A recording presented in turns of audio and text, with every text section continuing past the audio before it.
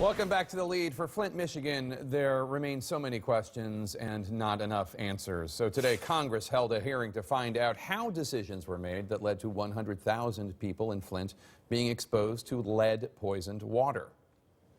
I want the truth, the whole truth, and nothing but the truth. Some Flint residents were there today holding bottles filled with the dirty water. One woman even holding clumps of her own hair that fell out while using the toxic water.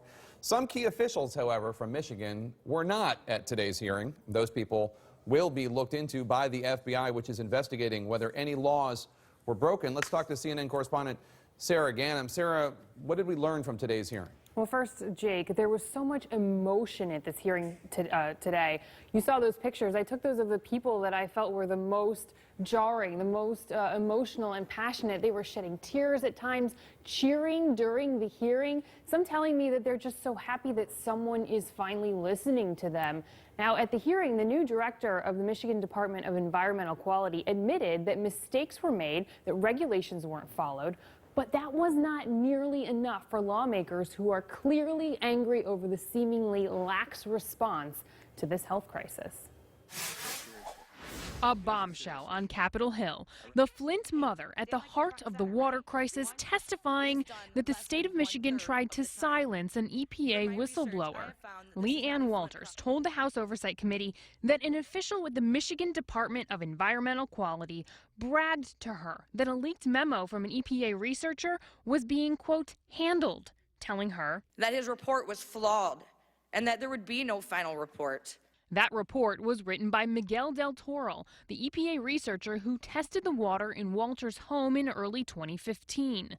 The resulting memo was leaked in June, showing the water in her home was more than twice the level of hazardous waste. The EPA sat on this memo for months, and now we're learning through Walter's testimony that the state tried to suppress it too. This was the ultimate betrayal for the citizens.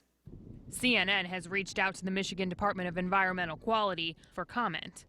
Why would they be paying for water that they cannot even use that is poisoning them?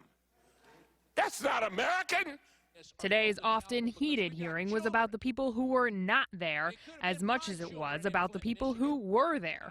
Chairman Chaffetz kicked off today's session with strong words for Flint's former emergency manager, Darnell Early, who declined to testify. We're calling on the U.S. Marshals to hunt him down and give him that subpoena. Early is not the only person the committee wants to hear from. Democrats have urged leadership to invite Michigan Governor Rick Snyder to testify too. Can anybody tell me why the governor of Michigan is not here today? Because he's hiding. That's what's happening. And those who did show up were chastised for being less than forthcoming. The chairman of the committee pushing to know why the EPA waited months to act on that Del Toro memo. Why wasn't that made public?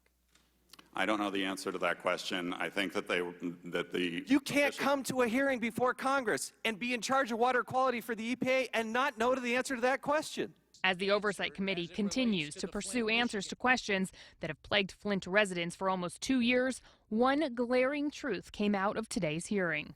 We cannot guarantee at this point in time the water is safe to drink.